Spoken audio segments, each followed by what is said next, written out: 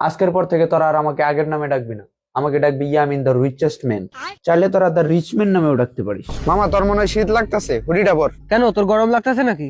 আরে গরম তো একটু লাগবেই, আইফোন চালাই না। ভাবতেছি কি দুইটা বডিগার্ড রাখবো, রাস্তা দিয়ে একা একা চলাফেরা রিস্ক হয়ে যাচ্ছে। ভাবতেছি ওয়াইল্ড লাইফ ফটোগ্রাফি স্টার্ট করবো। ভাবতেছি গরিব পোলাপানের সাথে আর মেলামেশা করবো না, তোমার স্ট্যাটাস লো হয়ে যাবে। ভাবতেছি একটা অ্যাকশন মুভি মেক করে হলিউডে রিলিজ দিব আর অস্কার জিতে নিব। সিনেমা বানাবি তো বাজেট কই পাবি? বাজেট লাগবে কেন, আমার আইফোন আছে না। আগে অ্যান্ড্রয়েড দিয়ে আকাশের ছবি তুললে মনে হইতো এটা আকাশ না, শ্যাওলাবার আদিম যুগের পুকুর। আর এখন আইফোন দিয়ে আকাশের ছবি তুললে মনে হয় জেমস ওয়েব টেলিস্কোপ দিয়ে ফটো তুলতেছি। মামা চল জিমে যাই। তুই আবার জিমও করস? আরে বেটা আমি তো জিম করি না, জিমে যাই একটা মিরর সেলফি তোলার জন্য। শোন বেটা, আইফোন কেনার জন্য বড় লুক হওয়া লাগে না, বড় কলিজা লাগে। বন্ধু ফোনে কথা বলার সময় তোর কানে ব্যথা করে না? না তো, কেন? না মানে অ্যান্ড্রয়েডের রেডিয়েশনটা একটু বেশি তো।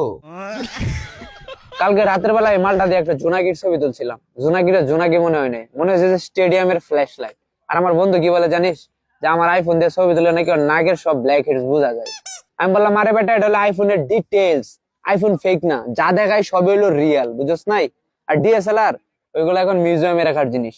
আইফোন কিনে খুব মুসিবতেই পড়ছি রে মামা, বিভিন্ন সংস্থা এসে শুধু বলে 2-1 লাখ টাকা ডোনেশন দাও, মনে করে আমি খুব বড় লোক। কালকে তো শিডিউল নাই আপু, শিডিউল হলো 18 তারিখে শিডিউল আছে, একদম 18 তারিখ।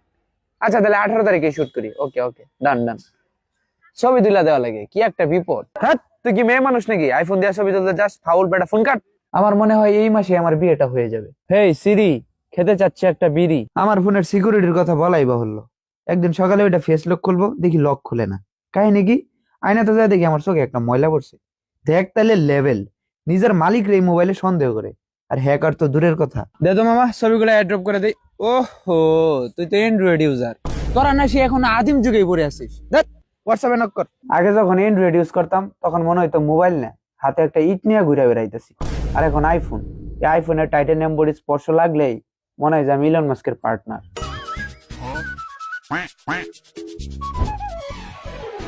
আরে বেটা তোদের ফোন গরম হয়ে গেলে তোরা ফোন ফালায় দৌড় দিস, কখন জানি ব্রাস্ট হয়ে যায় অ্যান্ড্রয়েড। আর আমার ফোন গরম হয়ে গেলে আমি জামা কাপড় আয়রন করি। দেখ মামা আমাদের যে আইফোনের ইমোজি চকচক করে, মনে হয় যে সদ্য গোসল করে আইলো। আর তোদের অ্যান্ড্রয়েডের ইমোজি মনে হয় জন্ডিস হয়েছে, ফ্যাক ফ্যাক করে। হ্যাঁ বুঝলি মামা, সেদিনকে এক ভিক্ষুককে ভিক্ষা দিতে গেছি, ভিক্ষুক আমাকে দেখে দৌড় দিছে। আমি ভাবলাম কি হইলো, পরে পকেটের দিকে চেয়ে দেখি যে অ্যাপলের লোগো বের হয়ে আছে। কে জানে আমারে হয়তো সিআইএ এর এজেন্ট ভাবছে। মনটা খুব খারাপ রে মামা। কেন? আরে শপিং করতে গেছিলাম, যাই দেখি একটা শাড়ির দাম আমার এই আইফোনের ব্যাক কভারের থেকেও কম। এত কম দামে জিনিস, ছি।